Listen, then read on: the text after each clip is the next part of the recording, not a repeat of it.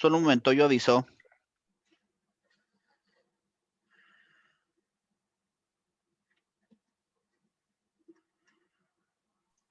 Ahora. Muy buenos días para todas y todos. Muchas gracias de nuevo por acompañarnos en este cuarto evento de nuestra serie de Facebook Live, de estas charlas que tenemos informales con gente muy destacada, ¿sí?, del ámbito de la educación para ciudadanía mundial y temas relacionados. Hoy me complace tener como invitado al señor Enrique Ochoa. Él es director del Centro Latinoamericano de Aprendizaje y Servicio Solidario de CLAIS. Así que, Enrique, te doy la bienvenida. Y bueno, como siempre, queremos contarle a las personas que si nos ven que apagamos las cámaras es porque a veces tenemos problemas de señal, entonces lo que estamos privilegiando es que puedan escucharnos y sobre todo, como decíamos, la experiencia que hoy Enrique nos va a contar sobre esta metodología y creo que mucho más allá de eso. Para contarles también, vamos a estar tomando preguntas del público, así que si ustedes quieren hacer preguntas, nuestra colega Jerónima Sandino está ahí monitoreando, como siempre lo hace con el Facebook. Aprovecho también para agradecer a todo el equipo que organiza esto, donde están Jerónima, Carolina Jerez y Luis Pino, ya que sin ellos sería imposible. Entonces, sin más, le doy la bienvenida a Enrique. Enrique, muy buenos días, ¿cómo estás? Hola Romina, ¿cómo estás? Un gusto saludarte y a los que nos están siguiendo ahí por Facebook. Agradecerte a vos y a la gente ahí de la oficina regional de UNESCO Santiago por la invitación. Bueno, muchas gracias Enrique, sabemos que tenés una agenda muy, muy apretada, pero bueno, no queríamos dejar de tener la posibilidad de charlar con vos y que nos cuentes tanto de tu experiencia en la práctica, en la educación para ciudadanía mundial, en temas de aprendizaje y servicio solidario, como también la extensa labor que tiene CLAIS, tan reconocida en la región como también alrededor del mundo. Enrique, mira, siempre la primera pregunta que yo hago es, básicamente, es cómo llegaste hasta lo que estás haciendo, ¿no? Que nos cuentes un poco ese recorrido que vos tuviste y cómo llegaste hasta CLAIS y a trabajar en estos temas. Bueno, viste que estas cosas siempre son una suma de casualidades y causalidades, ¿no?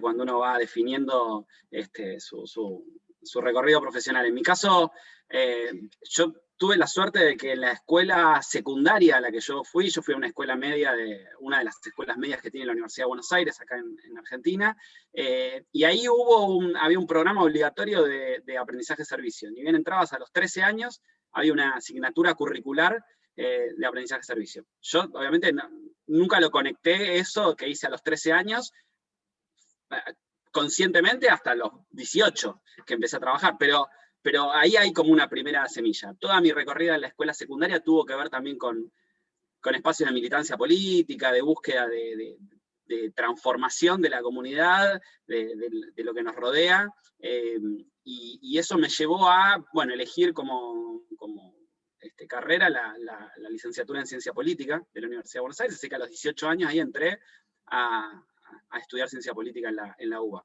Y en ese momento, acá hablo de las casualidades, una familiar mío me pone en contacto con María Nieves Tapia, que para los que no saben es la directora y fundadora de CLAIS, que en ese momento estaba armando un equipo en el Ministerio de Educación de Argentina para la promoción de proyectos de aprendizaje de servicio en las escuelas de todo el país.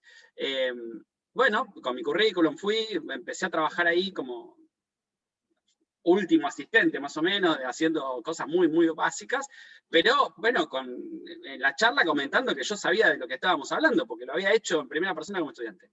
Y ahí empecé trabajando en el Ministerio de Educación de Argentina. Cuando se fundó CLAIS, empecé a trabajar en algunas cosas de CLAIS. Durante mucho tiempo me enfoqué más que nada en las relaciones internacionales de CLAIS, a la vez que seguía como consultor en el Ministerio de Educación. Terminé mi carrera de Ciencia Política, hice un posgrado en Relaciones y Negociaciones Internacionales. Ahí fue como el quiebre, en el sentido de decir, bueno, o enfoco hacia algo más académico, de tendiente a las relaciones internacionales, que era por lo que más me gustaba dentro de lo que estudiaba, o me focalizo en aprendizaje de servicio, que inicialmente quizás no era como mi vista última de mi carrera, pero donde me sentía muy cómodo y donde me gustaba lo que hacía y me gustaba trabajar con escuelas y con universidades y acompañar proyectos. Entonces elegí hacer lo que me gustaba y aún no sabiendo muy bien hacia dónde iba a ir ese recorrido profesional. Y acá estamos, llevo 20 años trabajando junto a Nieves, junto a un montón de gente que hemos trabajado juntos en el Ministerio de Educación de Argentina y en CLAIS, y desde 2016 ocupo la posición de director ejecutivo de CLAIS, como parte de un crecimiento también profesional mío, pero de la propia organización, que fue subiendo lo que nosotros decimos los mandos medios, fuimos escalando y fuimos subiendo, y una organización que necesitó un nivel de estructura más grande. Seguí todo este tiempo dando clases, soy docente de la Universidad de Buenos Aires en la carrera de Ciencia Política, ahora estamos enfocando los proyectos educativos solidarios que son obligatorios en nuestra universidad, también docente de estudiantes extranjeros que vienen a hacer intercambio a Argentina en Flaxo, y ahí también con un curso de aprendizaje-servicio, entonces es como que terminé centralizando todo alrededor del aprendizaje-servicio, y bueno, por ahí, por un lado por la parte académica, y por el lado de la gestión, digamos, todo lo que tiene que ver con el crecimiento que tuvo CLAIS de sus programas y de sus proyectos en estos últimos, sobre todo en los últimos 6-7 años.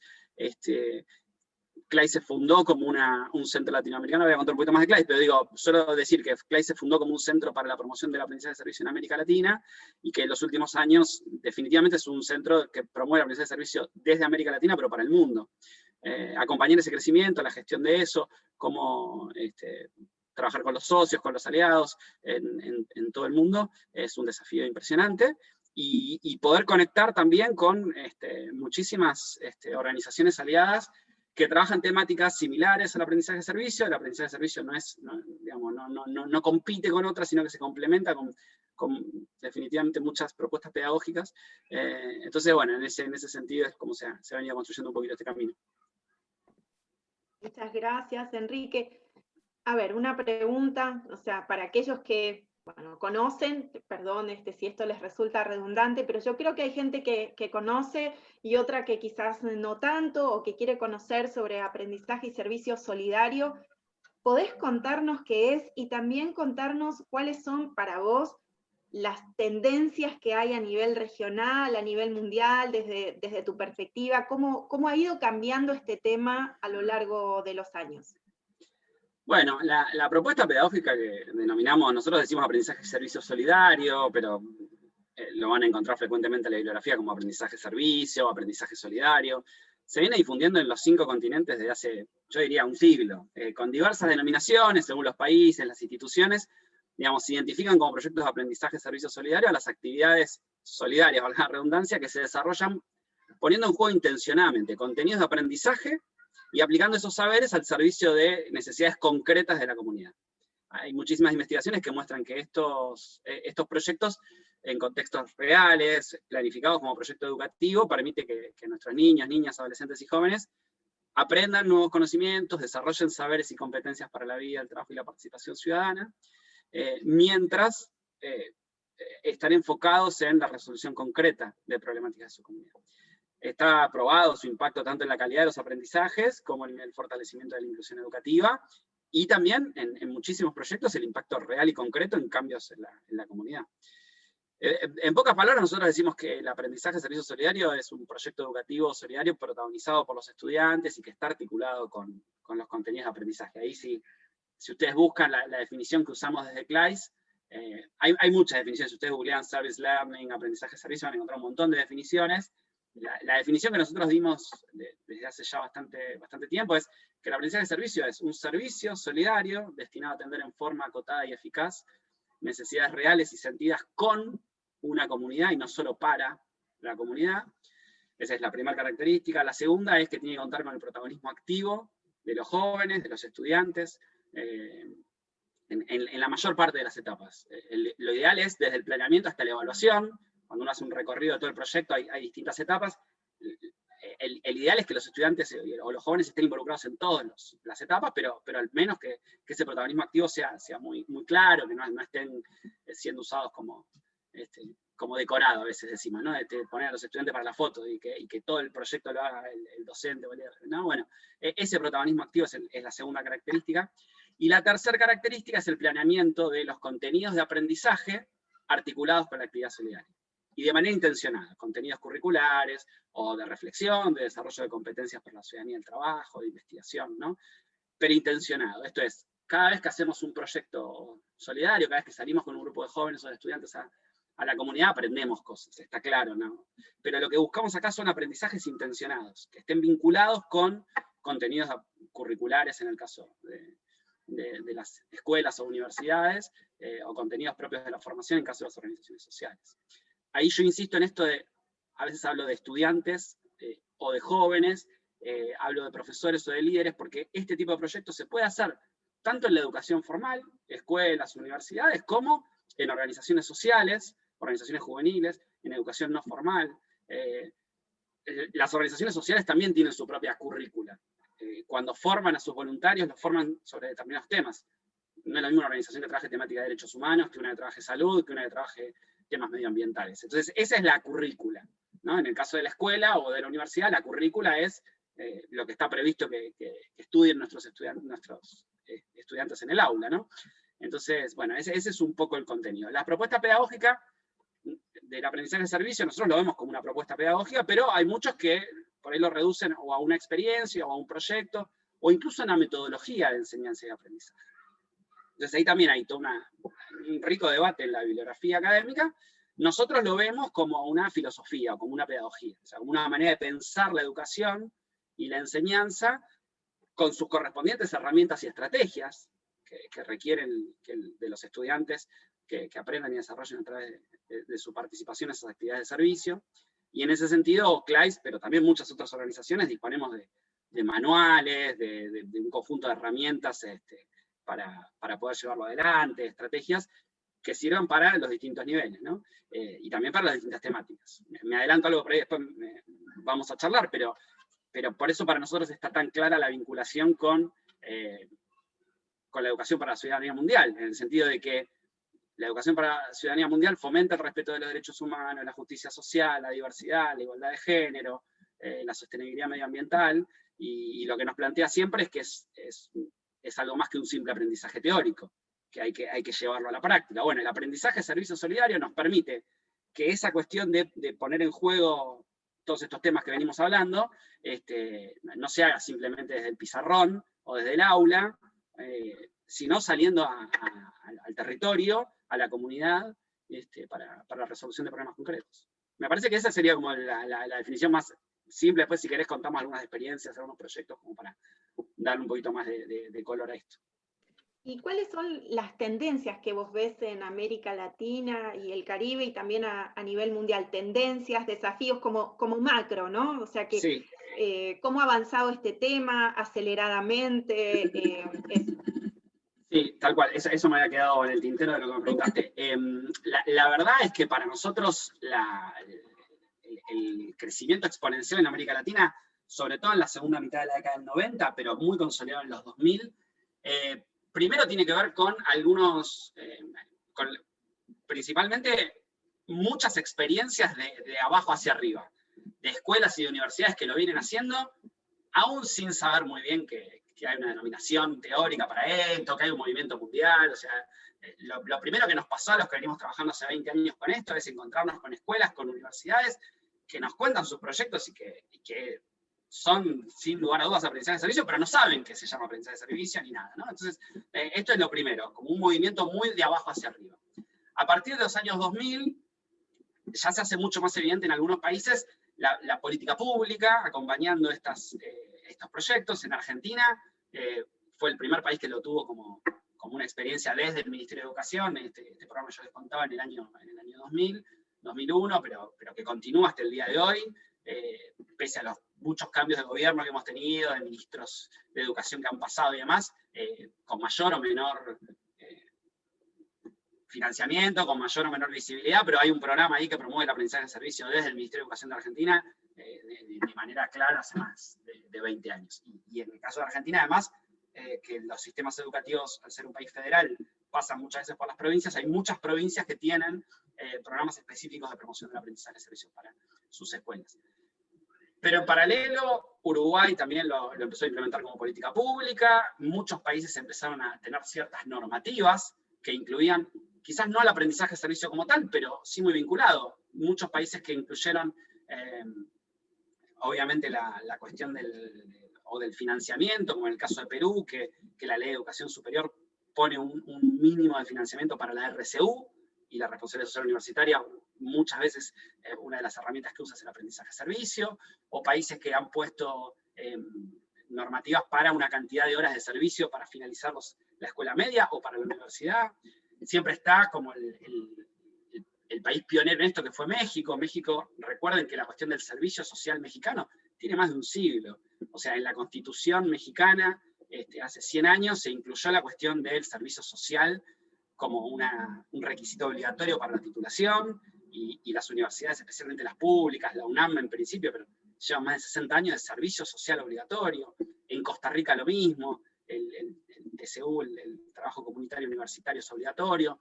Muchos países tuvieron alguna política de horas de servicio en la secundaria a lo largo del tiempo. Entonces, digo, hay un movimiento por el lado de la política pública que acompañó lo que pasaba de abajo hacia arriba. Y después en el medio de esa cuestión más macro de la política pública y más micro de docentes y directivos que lo promovían, hay una gran franja de los que promovemos el aprendizaje de servicio, donde CLAIS es quizás una figura visible porque le hemos dado como un impacto en la llegada, y porque conformamos una red iberoamericana de aprendizaje de servicio que hoy cuenta con unos 90 miembros, entre organizaciones sociales, universidades, ministerios y organizaciones regionales que promueven el aprendizaje de servicio. Entonces, evidentemente lo que empezó a ocurrir ahí es que lo que nosotros decimos una masa crítica de organizaciones, algunas instituciones educativas que lo pusieron institucionalizado y que entonces mostraron impactos reales. Y junto a esto, en paralelo, lo otro que pasó es que en América Latina empezó a haber investigaciones de impacto. ¿Qué está pasando con las escuelas y universidades que hacen esto? El mundo anglosajón, especialmente Estados Unidos, pero también parte de Europa, que viene hablando de service learning desde la década del 60 o del 70, tenía ya para la década del 90 una cantidad de estudios, también porque cuentan con otros recursos, donde poder mostrar qué impacto tenía en los estudiantes, en los jóvenes y en la comunidad el aprendizaje de servicio. Esto en América Latina no estaba, hasta hace 10, 15 años había poco de esto, y los últimos 10, 15 años lo que vemos es que hay un acompañamiento académico de investigación, de poder empezar a pensar qué impactos tiene el aprendizaje de servicio, ya no solo en los estudiantes y en sus comunidades, sino también en la comunidad, en la sociedad. ¿Qué pasa cuando un joven se gradúa, termina el secundario o termina su carrera universitaria habiendo hecho aprendizaje de servicio, versus jóvenes que no hicieron aprendizaje de servicio, u otras propuestas pedagógicas que vinculen la ciudadanía activa y real? Bueno, entonces esto también empezó a ocurrir. Entonces digo, política pública, una masa crítica que se fue conformando de actores que promovemos esto, y una cantidad de investigaciones de impacto y de resultados para empezar a mostrar que esto efectivamente como propuesta pedagógica tiene un resultado y tiene un impacto positivo. Muchas gracias. Bueno, estabas hablando de Costa Rica y tenemos una pregunta de Carmen. Te voy a hacer unas preguntas que tenemos. Una es, ¿cómo puede un país participar de los proyectos del Centro Latinoamericano de Aprendizaje y Servicio Solidario, de CLAIS? También, esto es de Carmen. Marita Vázquez Pérez nos pregunta dónde podemos obtener modelos de cómo planificar estos proyectos con estudiantes del pregrado en las universidades. Bueno, contarte que tenemos personas de Bolivia, de Colombia, ya dijimos de Costa Rica, Ecuador, de Portugal, Argentina, Honduras, México. Entonces, mira, estas preguntas me llevan a que nos cuentes. ¿Qué es CLAIS? ¿Qué es lo que hace CLAIS? ¿Cuáles son sus principales proyectos? ¿Cómo un país puede involucrarse? ¿Cómo una institución educativa de distintos niveles, una universidad, me imagino que hay docentes, directivos escolares que también quieren escuchar cómo pueden vincularse? Y que nos cuentes muchas cosas, pero las redes, porque lo bueno también, digo, del trabajo de CLAIS es que no es un trabajo que se lo queda hacia adentro CLAIS, sino que tiene un gran liderazgo en redes regionales y a nivel mundial, y yo creo que a las personas también les podría interesar, digo, si ya están trabajando en esto, como vos decís, hay gente que trabaja y que no sabe bien que está trabajando en esto, y quizás pudieran sumarse a esas redes, googlearlas, conocer más. Gracias. Tal cual. Bueno, a ver, voy a tratar de ordenarme un poco para no desordenarme yo. Primero, ¿qué es CLAIS? Porque venimos hablando y no dijimos qué es CLAIS, está bueno esa primera aclaración. Somos una asociación civil sin fines de lucro fundada en febrero del 2002. Desde su fundación, con sede aquí en Buenos Aires, Argentina, con la misión de contribuir al crecimiento de una cultura fraterna y participativa, como les decía, en principio para América Latina, y ahora es desde América Latina para el resto del mundo, a través del desarrollo de proyectos educativos solidarios. Esa es como la definición de qué es CLAIS, ¿no? Hoy tenemos una red de colaboradores en toda la Argentina, y también tenemos una subsede en Montevideo, Uruguay, que es el único país donde tenemos una subsede. La propuesta de CLAIS nunca fue abrir sedes en otros países. La verdad es que siempre nos pusimos como meta conformar redes nacionales con aliados que trabajan en Chile, en Colombia, en Perú, en Brasil, o en otros países de la región, pero en el caso de Uruguay, bueno, a partir de un proyecto grande con un donante y porque había una experiencia de trabajo muy sólida y una serie de colaboradores ahí que nos permitían lanzarnos, tenemos ahí una subsede. Pero en general, digamos, todo está centralizado aquí en Buenos Aires. Para promover esta propuesta pedagógica del aprendizaje y servicio solidario, CLAIS desarrolla, por un lado, programas de apoyo para instituciones educativas y organizaciones sociales que desarrollan o desean desarrollar proyectos de aprendizaje y servicio solidario. En ese sentido, ofrecemos apoyo y asistencia técnica, y nosotros tenemos como un doble juego. Somos una asociación civil con un perfil académico, si se quiere, de centro académico, pero también somos una ONG, recibimos donaciones, cualquiera puede entrar a nuestra web y donar, y también aplicamos a fondos de la cooperación internacional y otros donantes, lo que nos permite acompañar a instituciones educativas y organizaciones sociales sin que éstas tengan que invertir recursos. O sea, los recursos los conseguimos a través de donaciones y acompañamos a escuelas y universidades.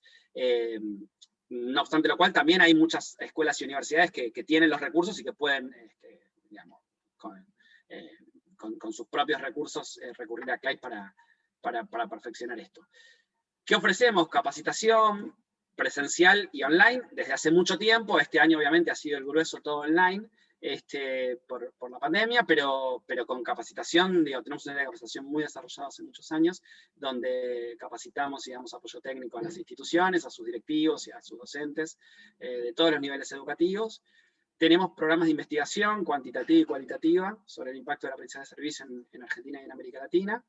Tenemos varias publicaciones. Si entran a www.clais, clais es con Y y 2 s.org.ar, van a encontrar muchas publicaciones nuestras. Tenemos una treintena de publicaciones entre manuales, publicaciones académicas y publicaciones de buenas prácticas o de experiencias, y están todas disponibles gratuitas en nuestra web. Ustedes entran y lo descargan en formato PDF. Entonces ahí pueden encontrar manuales de cómo hacer proyectos, para la colega ahí que preguntaba. Ahí pueden encontrar manuales de descarga directa, pueden tomar nuestros cursos online o pueden contar con nosotros para hacer algún acompañamiento. Y también hemos venido asesorando a distintos gobiernos de la región para la implementación de políticas de promoción del aprendizaje de servicio. También tenemos una línea de acompañamiento que nosotros le hemos dado mucha fuerza en los últimos años, que tiene que ver con la realización de concursos de educación solidaria o de proyectos. Desde hace un par de años, bueno, Argentina tiene un concurso organizado por el Ministerio de Educación de Argentina desde hace 20 años, pero nosotros acompañamos en Uruguay un concurso que va por su 8ª edición, para reconocer a los mejores proyectos de aprendizaje y servicio del Uruguay. Este año largamos el primer concurso para Brasil, junto con la red brasilera. Estamos lanzando un concurso para toda Latinoamérica de aprendizaje y servicio en las artes. La idea del concurso para nosotros tiene como una doble intencionalidad. Por un lado, dar visibilidad y mostrar los muy buenos proyectos que se están haciendo. Entonces a veces hay que poder mostrarlos porque no tienen la suficiente visibilidad que merecen ni el reconocimiento, y también para seleccionar a instituciones a las que vamos a acompañar con asistencia técnica, con apoyo económico, ¿no? Entonces el concurso tiene ese doble rol de premiar, efectivamente, pero también darle visibilidad. Lo que nos pasa, lo que vemos, es que todavía hoy en la discusión pública, en los medios de comunicación masivo, supongo por lo que vemos, es una realidad compartida en casi toda América Latina, ¿no? La noticia que sale en el diario es la violencia, el bullying. Cuando una escuela, acá siempre decíamos medio en broma, pero bastante trágicamente, si ustedes quieren que la escuela salga en la tapa del diario, un chico lleva un cuchillo a la escuela y la escuela es tapa del diario, porque un chico lleva un arma a la escuela. Bueno, y la verdad es que cientos de miles de estudiantes que hacen proyectos educativos solidarios, que hacen un ejercicio activo de la ciudadanía en sus escuelas, en sus universidades, no son tapa de los diarios. Entonces también hay como un foco puesto en CLAIS en darle visibilidad a esto. Creo que con esto más o menos dije, medio desordenado, pero todo lo que hace CLAIS, capacitación, investigación, acompañamiento a escuelas, visibilidad a las muy buenas prácticas, acompañamiento a la política pública, coordinación de redes, como decíamos, además de esta red iberoamericana que yo les contaba antes que hemos conformado hace más de 15 años, hay redes nacionales que hemos ido acompañando. Entonces hay una red uruguaya de aprendizaje de servicio, hay una red chilena de aprendizaje de servicio, hay una red brasilera de aprendizaje de servicio, hay una red en México de aprendizaje de servicio, hay una red española, que confluyen en esta red iberoamericana más grande. Entonces, para nosotros siempre la primera puerta de entrada es ver si hay una red nacional en sus países, si no hay, contactarse con nosotros, ver cómo podemos ayudar, cómo podemos construir juntos. Me parece que por ahí va. Había una segunda pregunta que ya a esta altura no... Perdón, tenía acá que me estaba mandando un colega muy interesado, y me pregunta si pueden encontrar los nombres de las redes y de todos estos materiales en el sitio web. Es decir, por un lado, los nombres de las redes que existen a nivel regional y a nivel latinoamericano, o sea, y a nivel de los países, si están en el sitio web, porque hay veces uno googlea y te encuentra... Ahí si ustedes entran en la web de CLAIS, hay un botón que dice Red Iberoamericana, está el mapita y están los logos de cada país, entonces entran a los que son de su país si quieren, y ahí se ponen en contacto. Están los links. Y los materiales que tienen como las publicaciones también son de acceso...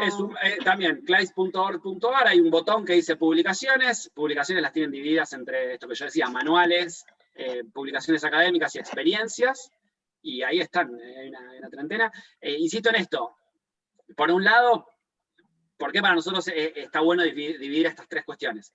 Los manuales, la cuestión más procedimental, como herramientas, cómo hacer un proyecto.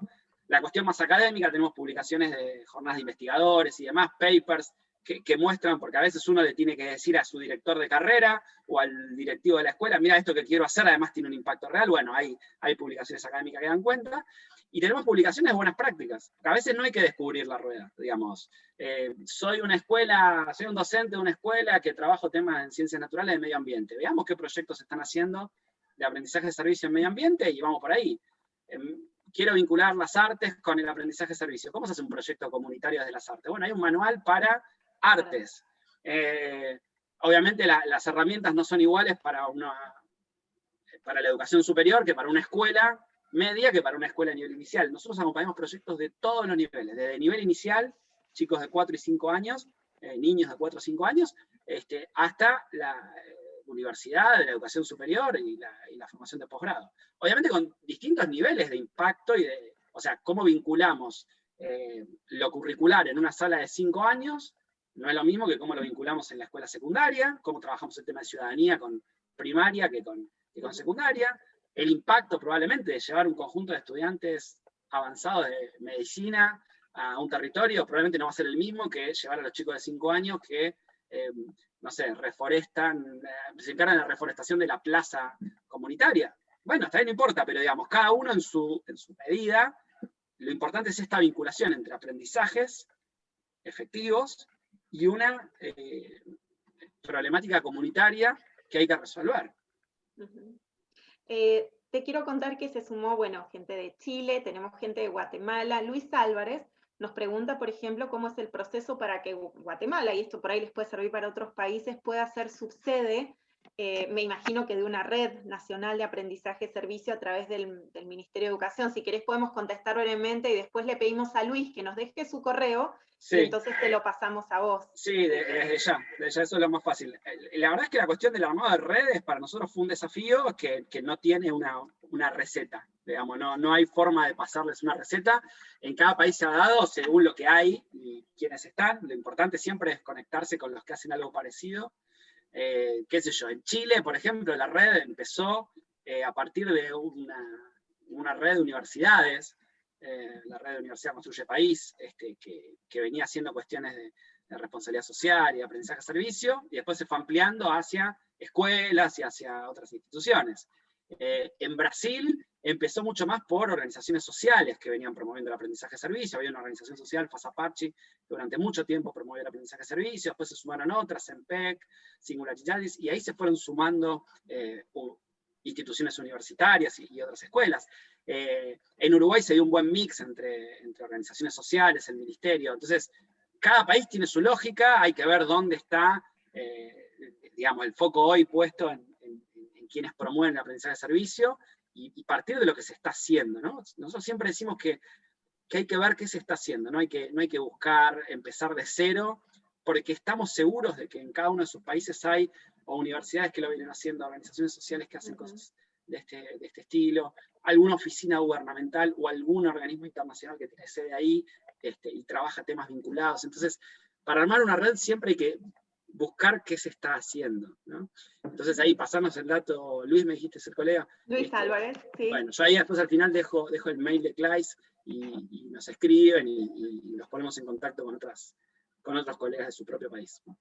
Perfecto, no, y bueno, también preguntarte, porque a veces a uno le llegan preguntas, la verdad que la charla, vamos a decir, despertó muchísimo interés, ¿no? Entonces tengo gente digamos, que también nosotros conocemos en común, y bueno, una pregunta obligada, ¿no? O sea, hay gente que te contacta por el Facebook, otra por la red social, y me dicen, pregúntale a Enrique. Enrique, ¿cuáles son los obstáculos? Es decir, todo esto suena muy bien,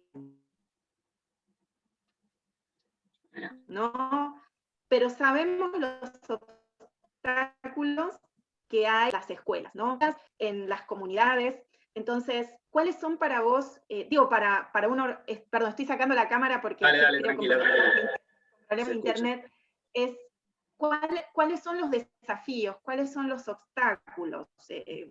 Para un docente, ¿cómo hace cuando, no solo un director, porque siempre se suele decir que es un director, pero las familias lo que dicen es que aprenda matemática y lengua, perdón por aquellos que se dedican a matemática y lengua, que son aprendizajes fundamentales, pero dicen, en esto no, porque a veces las actividades de aprendizaje de servicios son extracurriculares, que siga estudiando lo que tiene que estudiar, porque esto es extra, ¿no? ¿Cuáles son esos desafíos que vos has visto a lo largo de tu vida y cómo se han ido, y si se han ido resolviendo? Desde el discurso, desde la práctica, eso. Está bueno. Voy a dividir la respuesta en dos porque digo, hay un gran paréntesis en nuestra vida que es este año 2020. Entonces, no quiero cerrar mi respuesta a las dificultades que tuvimos en el 2020 con la mayoría de las escuelas cerradas y las clases virtuales. Pero eso al final lo voy a contar un poquito, porque también hay mucho de aprendizaje de servicio en la pandemia y a distancia. Entonces no quiero evadir eso, pero no quiero centrarme en esto, que es un contexto muy particular. En general, para los que venimos trabajando en esto, se me ocurren algunas clásicas trabas. Una primera traba es decir, desde el punto de vista del docente, esto implica más horas.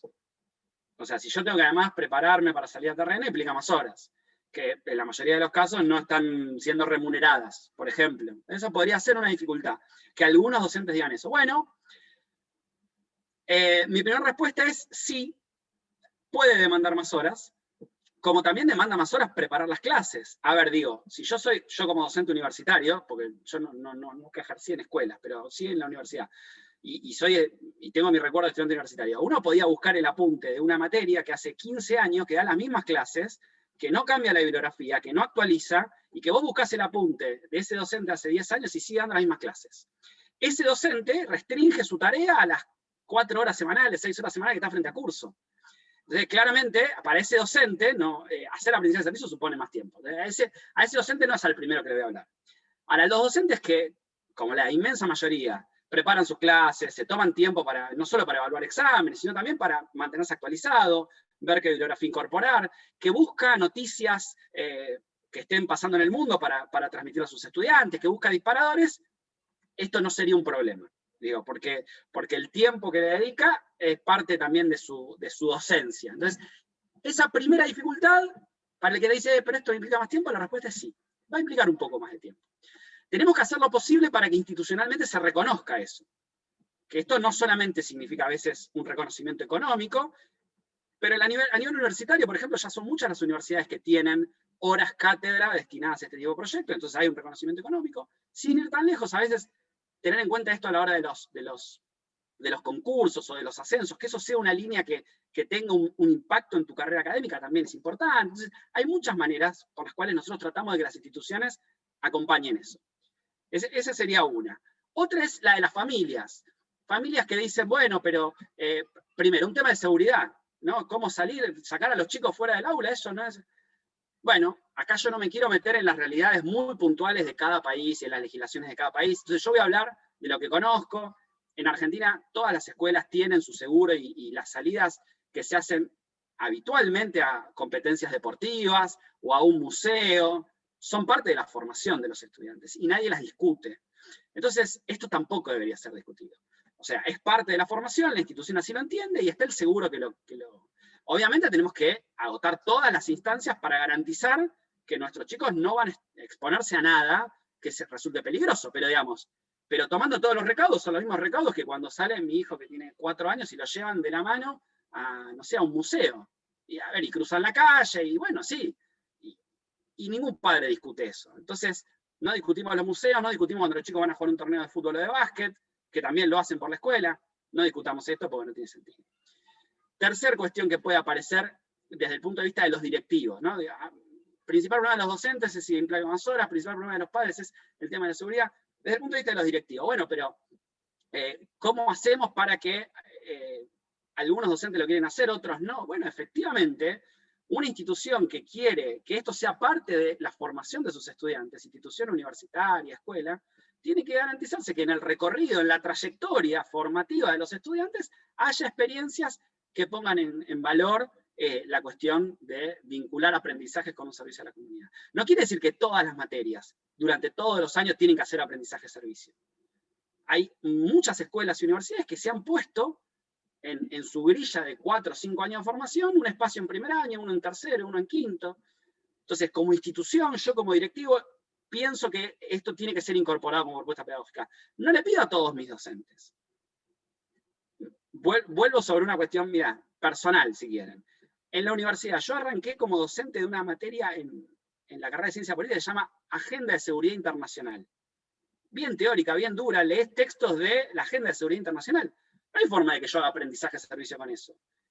Y yo, que soy un hiper convencido del aprendizaje de servicio, nunca intenté que esa cátedra vaya al aprendizaje de servicio. Entonces, no es que todas las materias, todas las asignaturas tienen que salir a terreno. Hay algunas que son muy teóricas, y que está bien pensarlas como en esa caja, ¿no? de aula. Ahora, hay un montón de materias de las escuelas que créanme que se están perdiendo la mitad del contenido por no salir a terreno.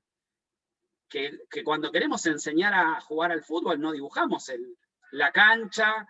Si yo quiero enseñar a los estudiantes, a mis hijos a jugar al fútbol, no les digo, el arco mide 11 por 5, la cancha mide tanto, la regla es esta. No, le tiro la pelota, vamos a la plaza y empiezan a jugar. Bueno, el ejercicio de la ciudadanía es un ejercicio que se practica. Que podemos dar algunas clases y podemos dar un marco teórico y podemos hablar de derechos y podemos hablar de lo que sea, digamos, pero en algún momento hay que ejercerlo, hay que llevarlo a la práctica. Entonces, bueno, esta mirada. Y la cuarta, quizás, no sé si traba, pero más burocrática, si se quiere, tiene que ver con, bueno, los gobiernos, la Secretaría de Educación, los ministerios, que dicen, bueno, pero ¿cómo se valida esto? O sea, ¿cómo hacemos que esto tenga una validación? Bueno, Nosotros lo que ahí creemos es que el rol del docente es clave y que el docente va a validar eso y lo va a evaluar como parte de su asignatura. Hay un detalle que yo no mencioné, perdón, que a veces yo paso medio de largo y hay cosas que, digo, son como muy básicas. El aprendizaje es una propuesta pedagógica. Tenemos que cumplir los objetivos pedagógicos que nos planteamos. No alcanzan las buenas intenciones. No podemos aprobar a todo el curso porque salieron a hacer un trabajo territorial.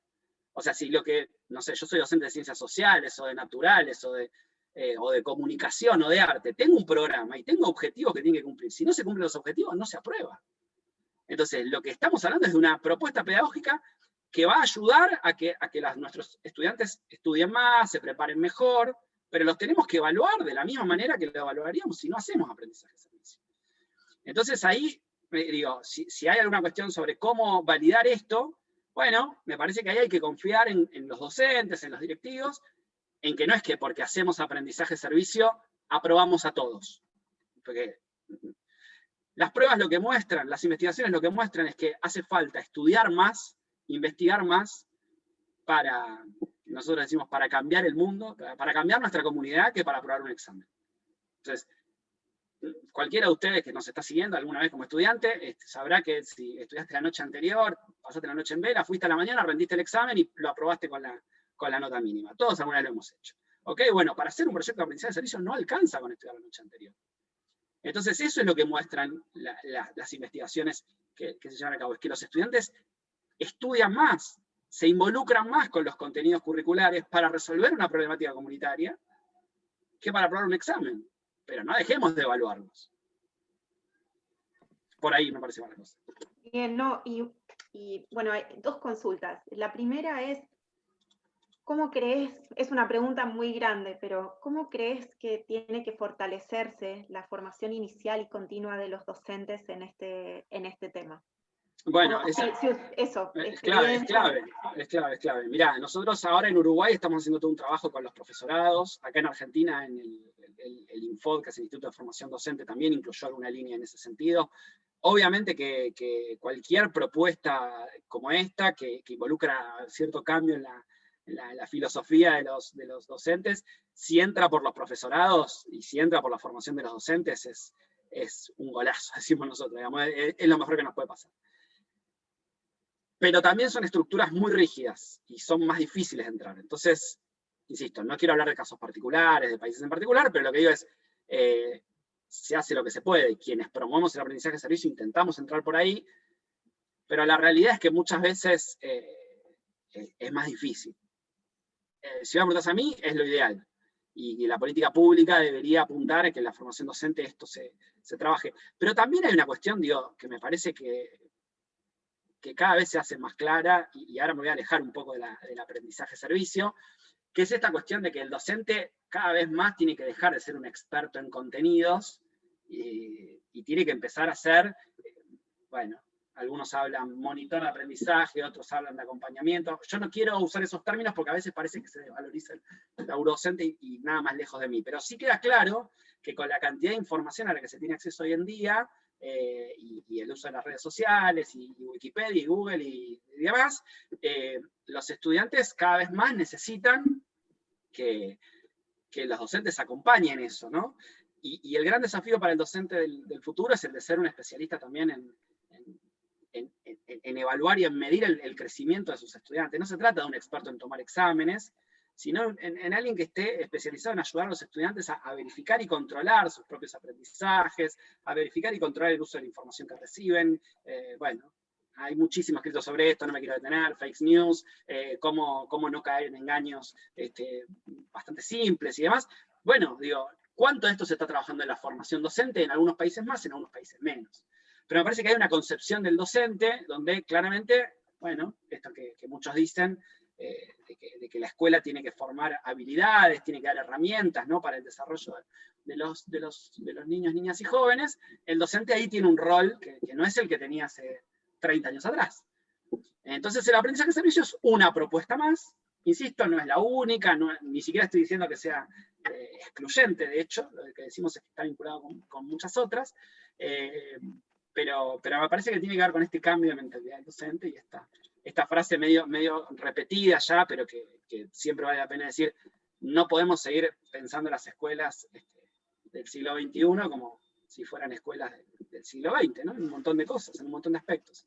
Entonces, en esto me parece que también pasa. Y un detalle más, la cuestión de, especialmente en nuestra América Latina, la cuestión de las desigualdades de acceso, ¿no? Bueno, que ahora la pandemia lo puso, digamos, más en jaque que nunca, acceso a internet, a dispositivos, computadora, tablet, lo que sea, esa brecha que parece que cada vez se amplía más en nuestras sociedades latinoamericanas, hace aún más importante que esto sea entendido como una propuesta pedagógica para todos los niveles, socioeducativos, o sea, digo porque esto no lo dije, y alguno por ahí que recién se sumó o que no escuchó hablar antes, CLAIS no promueve esto para las escuelas o para las universidades que tienen recursos, vayan a los territorios donde hay necesidades. O sea, tenemos una larga lista de experiencias en contextos urbanos marginales, en contextos rurales. Venimos trabajando en Colombia con el colectivo Educapaz en contextos de ruralidad,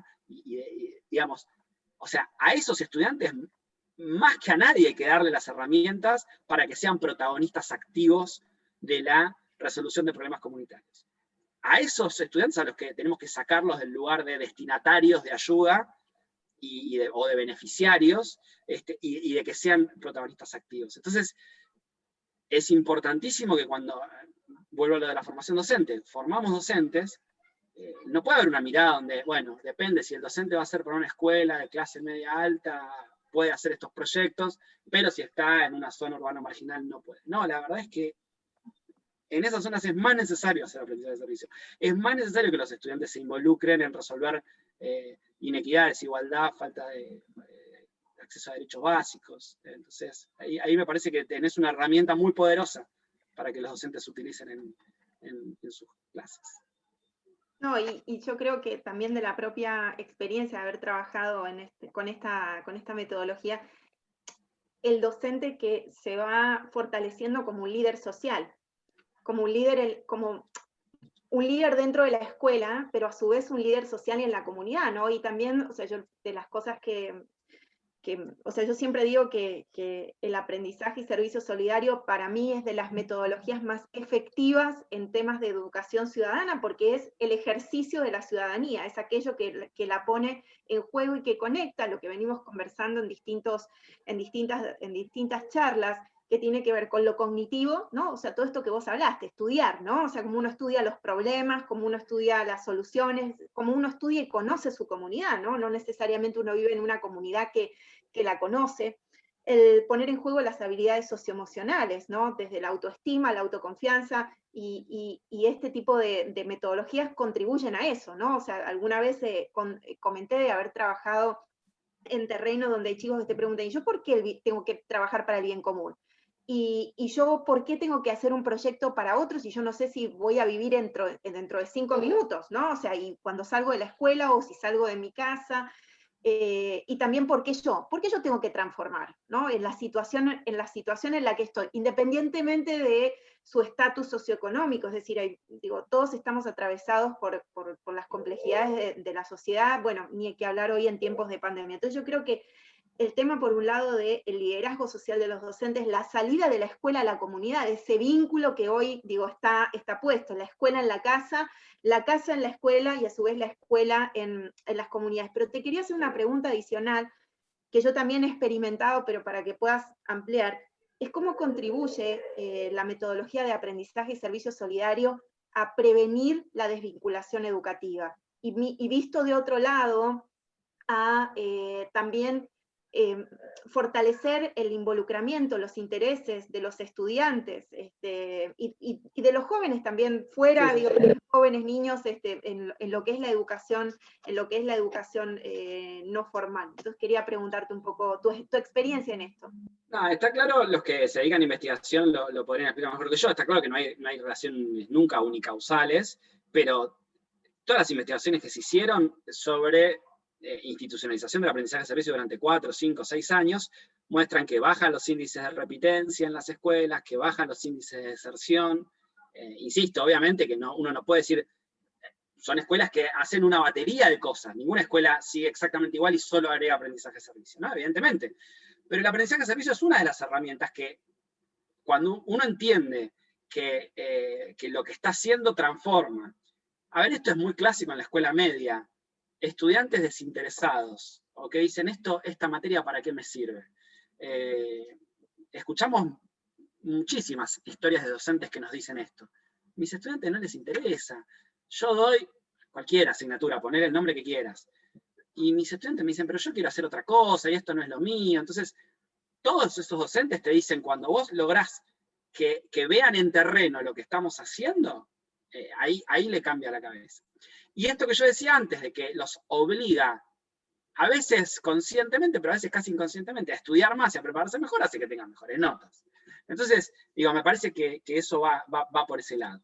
Y después, la experiencia concreta de la solución de problemas, qué sé yo, a ver, empiezo a mechar con algunas experiencias concretas. Un proyecto de una formación profesional en Uruguay que recibió un premio en concurso hace un par de años. Es una escuela que hace... que empezaron haciendo señalética con los nombres de las calles del barrio. O sea, es un barrio que no tenían nombre las calles. Ellos trabajan con madera, hacen formación profesional. Un vecino se murió porque la ambulancia no supo llegar al lugar. Porque como no estaban señaladas las calles, la ambulancia no llegó a donde tenía que... Bueno, eso hizo que la escuela ponga como proyecto, vamos a hacer la señalética del barrio, vamos a diagramar el tendido de calle. A ver, ahí donde el Estado estuvo ausente, efectivamente, hubo un centro de formación profesional que les hizo ver a sus estudiantes, para esto tiene un sentido, y no da lo mismo que la calle tenga nombre, que número o no. Un proyecto muy similar nos habían contado en Venezuela, en uno de los barrios que se hace, bueno, como pasa en muchas partes de América Latina, las favelas y demás, que se construyen sobre cerros o sobre cuestiones en altura, donde es muy irregular. Y la Universidad Central de Venezuela hizo un proyecto con estudiantes de arquitectura para señalizar los nombres de las calles y poner números.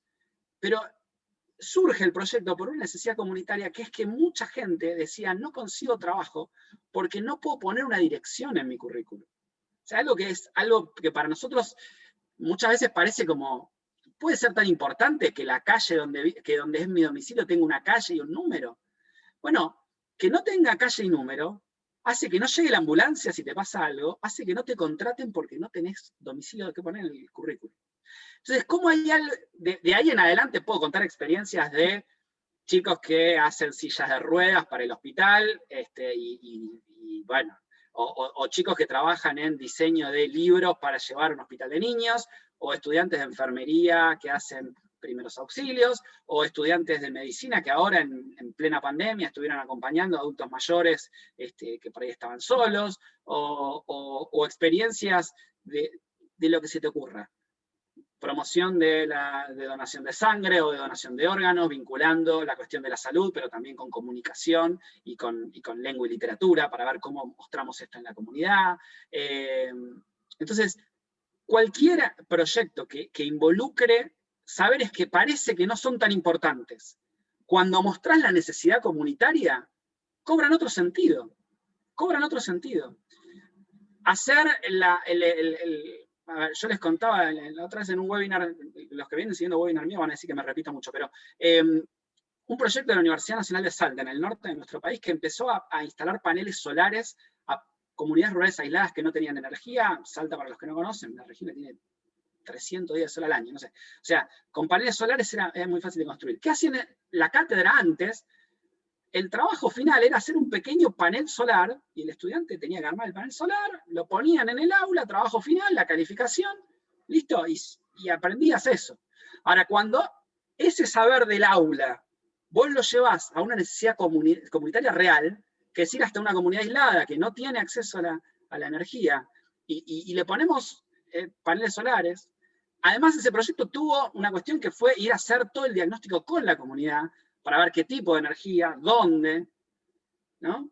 Nos contaban ahí estudiantes que ellos habían pensado, por ejemplo, en poner unos paneles solares para el agua caliente en cada una de las viviendas, y las mujeres de la comunidad le dijeron que hay como un fuentón comunitario donde todas iban, una práctica heredada de madres y de abuelas que lavaban la ropa todas juntas, Entonces, digo, si vos no escuchás a la comunidad y desde la facultad o desde la escuela pensás que ya sabés la respuesta a la necesidad comunitaria, también te vas a equivocar. Te digo, todas estas son cuestiones, perdón que me voy, pero punteo algunas cosas, donde efectivamente los estudiantes le ven otro significado a lo que le dice el docente en el aula, y a lo que tiene que leer, o a lo que tiene que estudiar, o a lo que tiene que investigar para aprobar tal o cual materia. Y la última que te dejo también es otra anécdota que para nosotros tomó mucho sentido. La formación que el docente busca, o que la institución educativa busca, tiene que incorporar esto, porque en especial en América Latina, no podemos formar graduados de las escuelas o de las universidades que no tengan contacto con el contexto. Porque si no, probablemente eso nunca cambie, ¿no? Si los estudiantes de escuelas y de universidades están como medio encerrados en su burbuja de la investigación académica, pero sin conocer las necesidades reales, o la necesidad real la conocen leyendo un paper o una investigación, pero no en el terreno, probablemente sea más difícil conseguir los cambios a los que aspiramos en materia de derechos humanos, acceso a derechos, medio ambiente, igualdad de género, o lo que busques concretar desde una ciudadanía mundial, ¿no? Y Enrique, ¿nos podés compartir también, digo, tu parecer, y si tenés alguna experiencia como todas las que estás contando, sobre cómo el aprendizaje y servicio solidario contribuye a construir una cultura de paz, ya sea en comunidades o adentro de las escuelas cuando se aplica? Porque creo que esto también es importante resaltarlo. El liderazgo social, el compromiso, la participación van también de la mano con sociedades democráticas, pacíficas, inclusivas. Entonces, ¿cómo lo ves?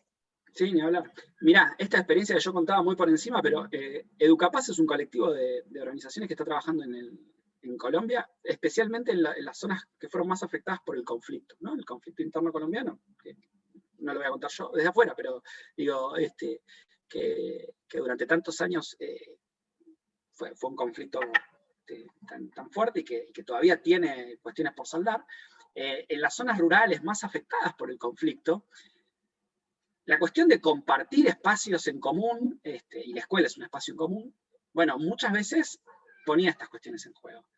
Entonces, cuando vos armás grupos aunque más no sea para presentar un trabajo práctico, y los haces interactuar, ya acercás un poquito a grupos de chicos que por ahí, por antecedentes familiares o por la propia dinámica, no se juntan, ¿no?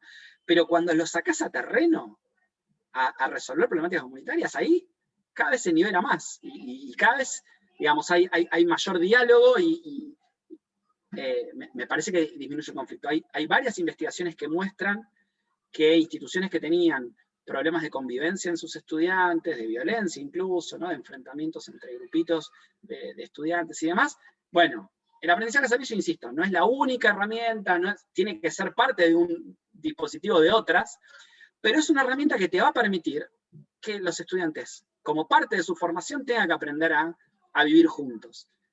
Esto de vivir con las diferencias, ¿no? Esto que decimos siempre, no se trata de acepto las diferencias, sino vivo con esas diferencias, ¿no? Convivo. Y entonces, esa cuestión de la convivencia está súper probada en cuanto a que el aprendizaje de servicio y otras metodologías que suponen el trabajo en equipo y que suponen esto de la salida a terreno, la mejoran. En el caso de Colombia, que yo les comentaba, es un dispositivo que armamos junto con Aulas en Paz, con la Javeriana, con un montón de organizaciones y universidades que tienen líneas de trabajo sobre lo socioemocional. Entonces, no es que el aprendizaje de servicio solo va a resolver en una zona rural del sur de Tolima, en Colombia, atravesada por el conflicto, y va a suponer que la educación para la paz va a funcionar. Pero el aprendizaje de servicio es una herramienta, de una caja de herramientas que puede aportar en ese sentido. Bien, te quería contar que tenemos, bueno, a Carlina Edith Vélez Villavicencio, que creo que es de Ecuador, dice: soy docente universitaria del Ecuador, pertenezco a una red universitaria de mujeres científicas, y sería interesante saber si en Ecuador tienen contactos, cómo podríamos vincularnos con ustedes. Entonces, para contarles a todos que después Enrique nos va a dejar una dirección. Enrique, si le querés escribir a Jerónima aquí en nuestro chat, para que Jerónima pueda poner, antes que se vaya terminando, pues ya nos estamos llegando al final de nuestra charla, antes que se vaya terminando, para que te contacten. Ada Alvarado pregunta, de Perú, ¿qué opina de esta nueva generación de jóvenes? Ella dice, se metieron con la generación equivocada, bueno, por distintos sucesos que ella menciona en Chile, en Perú, bueno, también en otros países.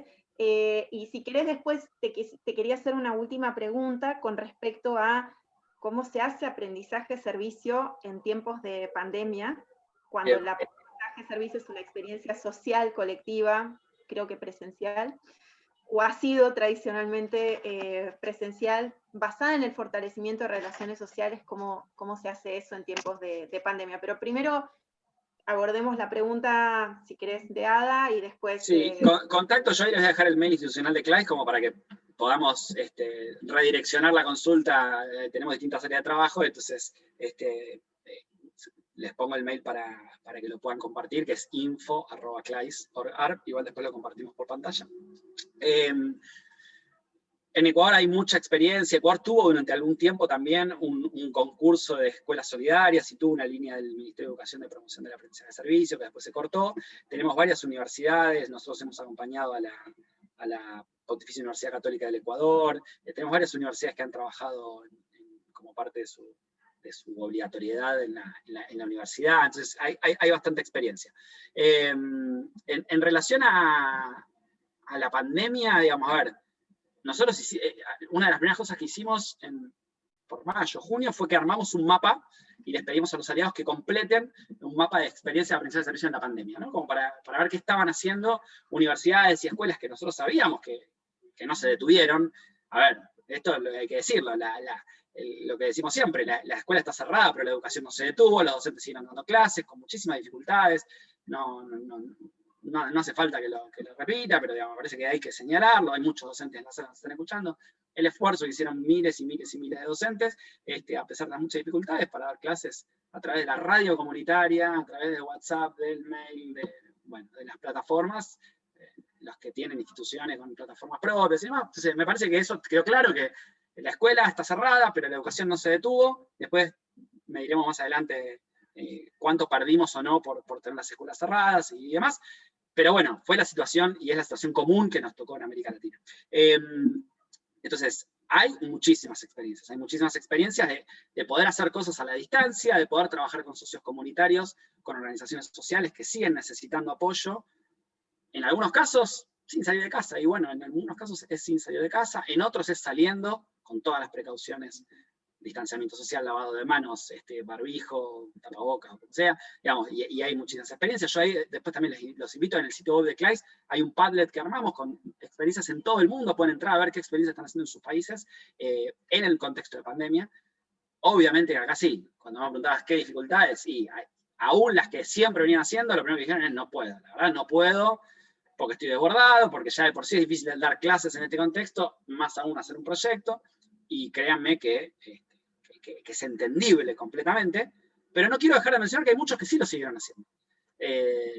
Acá nosotros en Argentina, la mayoría de las universidades puso a disposición sus facultades de medicina, enfermería y demás para acompañamiento, cuando había que hacer, aún cuando estábamos en un sistema, por lo menos aquí en Argentina, tuvimos varios meses de aislamiento total, y digamos que solo los esenciales podían salir y demás, pero había situaciones donde, no sé, los adultos mayores tenían que ir a cobrar su jubilación al banco y tenían que hacer colas. Estudiantes de distintas facultades fueron a aplicar la vacuna de la gripe, porque en julio se aplica la vacuna de la gripe, y hay un montón de adultos mayores que no estaban yendo al hospital o al centro de salud por el miedo. Entonces, bueno, aprovechemos que los tenemos haciendo la fila en el banco y les aplicaban la vacuna ahí. O sea, hubo un montón de experiencias donde, bueno, había que aprovechar los momentos que se tenían. Así que eso lo pueden ver, el mail también, y me dejo para el final. Me parece súper piola esto de que esta frase de se metieron con la generación equivocada. Yo creo que siempre uno, cuando habla, yo con mis abuelos o con mis padres, cada uno cree que su generación es genial y que la que viene tiene que ser mejor. Y había como una cuestión medio de ruptura en los últimos años, como que había una cuestión de decir, los que están ahora, ¿no? 2000, es una juventud desinteresada, es una juventud más, ¿viste? con otra mentalidad más individualista. Había como sobre todo a fines de los 90, principios de los 2000. Sí. Cuando te dicen millennial es un poco descalificante. Había esa cuestión, ¿no? Entonces, eso me parece que vino a romper un poco con que los del 70 decían que los de los 80 eran mejores, los de los 80 decían que los del 90 eran mejores, ahí se cortó. Entonces ahora no, viste, la descalificación y demás.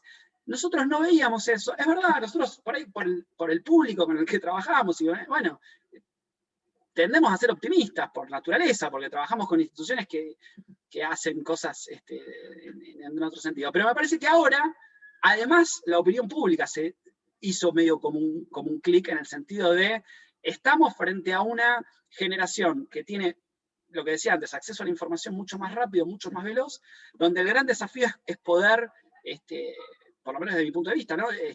Profundizar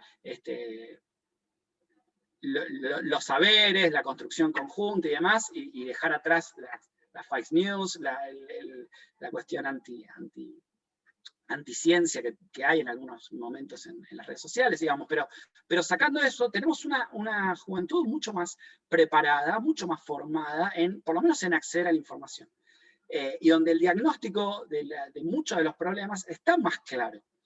Después por ahí no está tan claro hacia dónde vamos para cambiarlo eso, pero me parece que la juventud hoy tiene más claro cuál es el problema medioambiental, cuál es el problema de acceso a derechos, cuáles son los derechos humanos que se vulneran, la cuestión de igualdad de género. Entonces me parece que en ese sentido tiendo a ser mucho más optimista. Y bueno, y esto se ve en la participación. Yo creo que siempre la participación, los movimientos de protesta, históricamente, y sobre todo en América Latina, pero en el mundo, siempre fueron encabezados por los jóvenes. Entonces eso no me sorprende tanto. Lo que sí creo es que me parece que hubo un quiebre, en que veníamos con un discurso muy, los millennials no están interesados por nada, y ahora descubren muchos, digo porque para nosotros no es nuevo, que no es tan así. Que insisto, a veces lo que pasa es que no se da visibilidad a lo que muchísimos, pero miles y miles y miles de jóvenes vienen haciendo en sus escuelas, en sus universidades, en sus partidos políticos, en sus sindicatos, en sus iglesias, en sus movimientos religiosos de toda índole,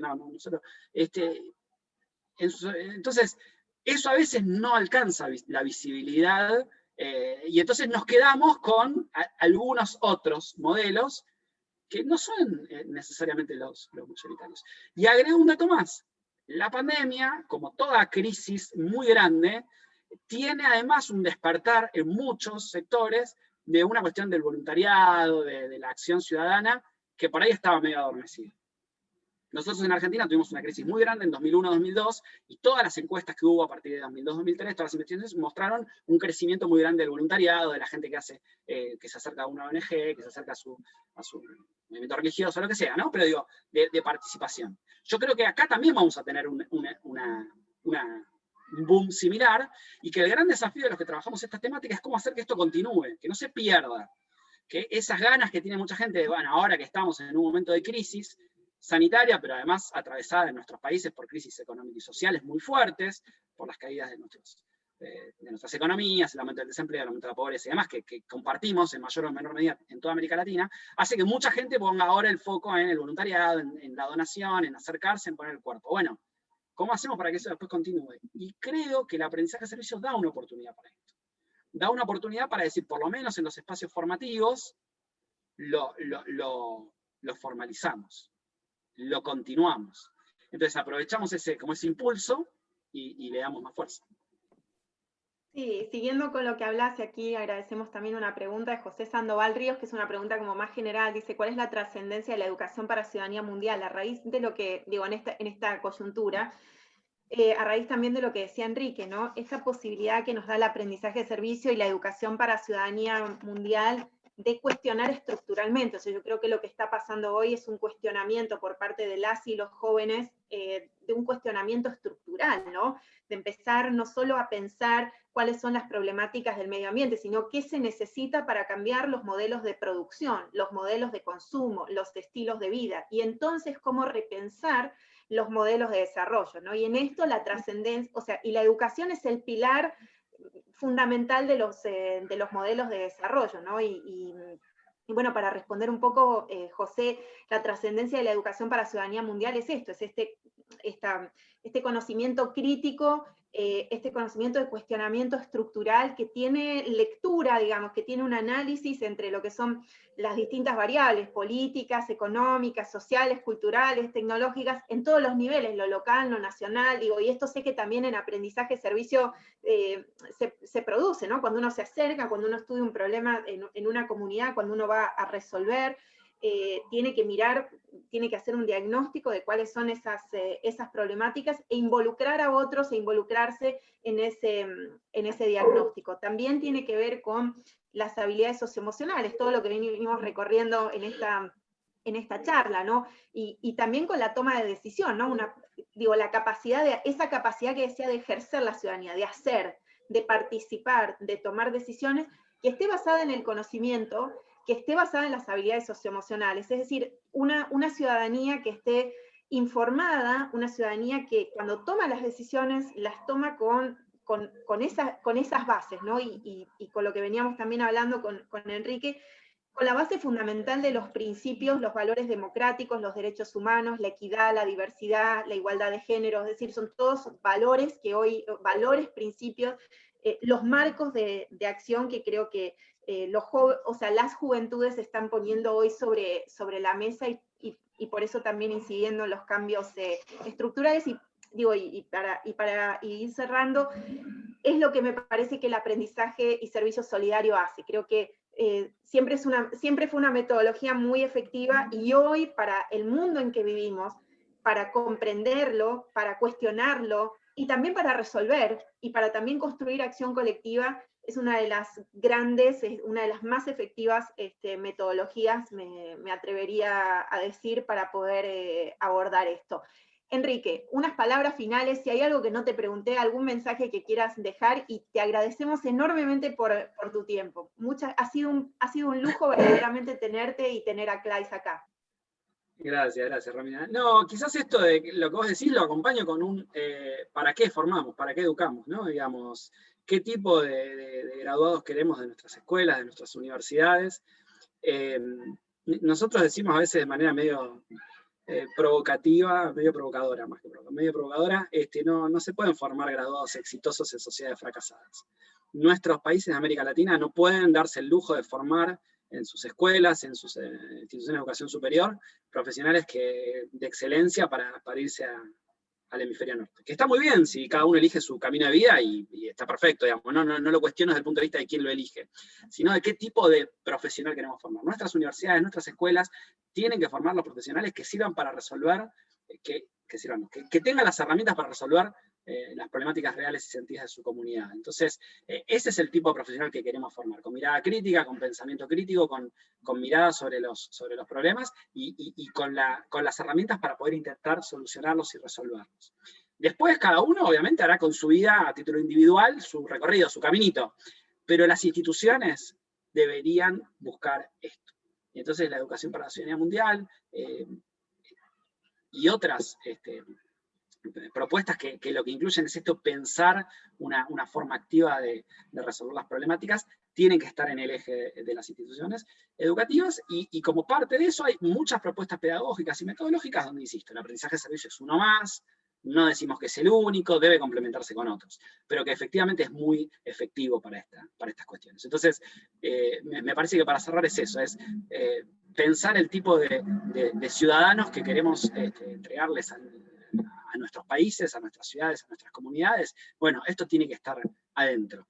Entonces, me parece que no hay mucho que discutir desde este punto de vista, más allá de, obviamente, las muchas trabas y dificultades que nos encontramos para esto. Pero bueno, yo sigo teniendo una visión optimista de que la educación sigue siendo la herramienta que mejor complementa el crecimiento de nuestros países y que puede lograr sociedades más justas, más equitativas, en la medida que se incorporen este tipo de miradas y que dejemos atrás la cuestión tan rígida de la cuestión teórica, ¿no?